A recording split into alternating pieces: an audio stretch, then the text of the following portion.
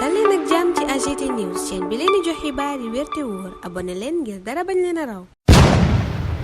AGT News. dalee na jàmm ci chaîne bi ngeen taamul seen bopp mi AGT News dafa mel ni soulagement am na jamono jëlee fii ci réewum Sénégal ñaari at yoo xam ne mënoon na neex lool ci réew mi waaye nag la ñu gis mooy safaan wa ñaari at yoo xam ne xol yi dafa am góom ñaari at yoo xam ne dañu ko ñàkk ndax mbirum politique politicienne te jurul dara lu baax. mu mel ni république bu Sénégal mënoon na boobu la jamono wekk nag li nga xam ne moom mooy priorité ci yeneen i mbir bokk na ci sunu compatriotes yi nga xam ne daanaka seen dund métti na lool tax nag ba tey Sénégal bokk ci réew yi nga xam ne ñoo gën a ndóol ci àdduna gi bu ñu sukkandikoo ci classement bu PNUD. gannaaw fukki at yoo xam ne yoroon nañu réew mi ci anam bu dal. ci mois de mars atum 2021 la lépp nag daal di gàllagoosee ñu soobu si fitna maanaam violence gu kenn mënta nettali. violence boobee sax ni ngi ci weeru février bi ñu génn ci la daal di jeex ñu bari njoxtoon ne réew mi dina tàkk jëppét waaye nag askanu Sénégal wane nañu seen mat wane nañu seen màggaay waaye itam wane nañu seen bëgg-bëgg ne daal lii di fitna gi nga xam ne juddu na ci ñaari camp yoo xam ne ñoo ciy jaamaarloo la ñu bëgg mooy mu daal di dakk te it réewum Sénégal du réew boo xam ne dañ fi war a xaajale askan wi. démb ku gis image yi nga xam ne nag am na fële ca palais de la république sa xol dina tooy boo mayul sax sa rongañ dina dal ci sa dënn ca njëlbeen ga njiitu réew bu Sénégal Macky Sall bu fekkoon ne am nañu mat ñoo xam ne ñoo koy xelal muy ñoo xam ne seen xam-xam dafa yaatu di wax dëgg teg ci lépp ñu teg ko ci yoon bu boobaa njoxt nañu ne kat kon dina moytu xew-xew yu ñaaw yi nga xam ne am na ci réew mi ñaari at yu mujj yilee waaye nag dañ ko bàyyi ak cëggala guyam mu mel ni dafa bëgg a faat askanu Sénégal nekk ci melokaan boo xam ne kenn mënta waxtaan ak moom mu yaakaar ne moom mooy buur di bummi defe ne mooy guerrier bu Sénégal loolu nag moo ko dugal tey ci guuta gi nga xam ne ci la nekk bëgg cee génn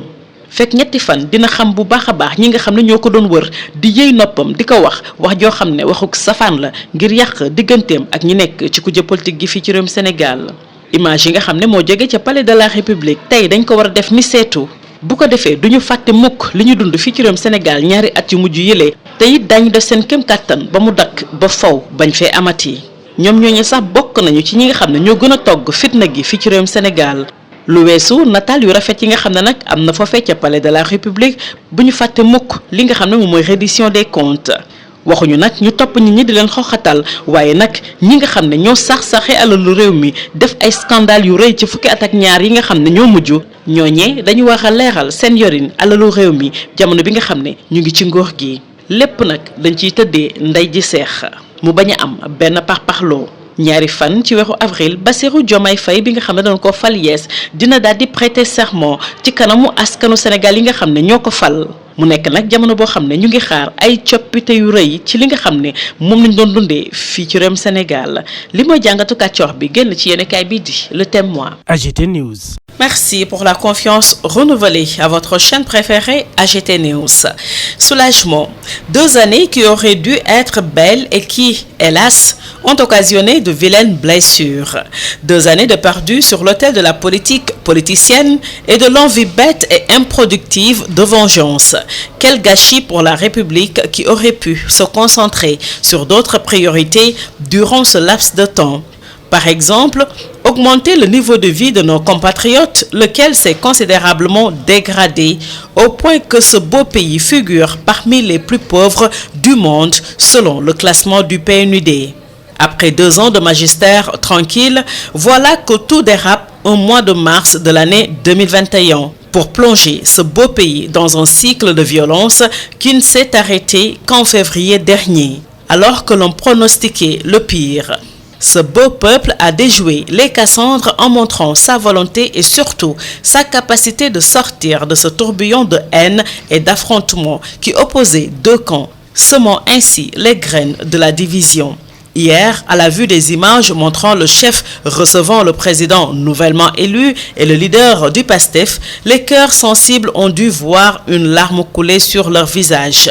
Conseillé par des hommes dignes et ayant le sens de l'honneur, de la vérité et de la justice, le chef aurait pu nous épargner ce que nous avons vécu ces 2 dernières années. Mais animé par une volonté de tuer, il s'est montré intraitable à travers des envolées guerrières qui présageaient le pire pour le Sénégal avec une éventuelle confrontation des 2 camps. Dans 3 jours, il constatera de lui-même combien les gens qui se prétendent ses amis peuvent être exécrables. Les belles images en provenance hier du Palais de la République doivent nous servir de référence afin que ce qui s'est passé durant ces 2 dernières années et qui aurait pu être évité ne se reproduise plus jamais. Quand les langues se délieront et que celle par qui tout est arrivé se confiera pour soulager sa conscience, l'on comprendra alors combien le pouvoir peut compter en son sein des crapules, lesquelles sont à l'origine de toute l'agitation qui nous a fait frôler une guerre civile.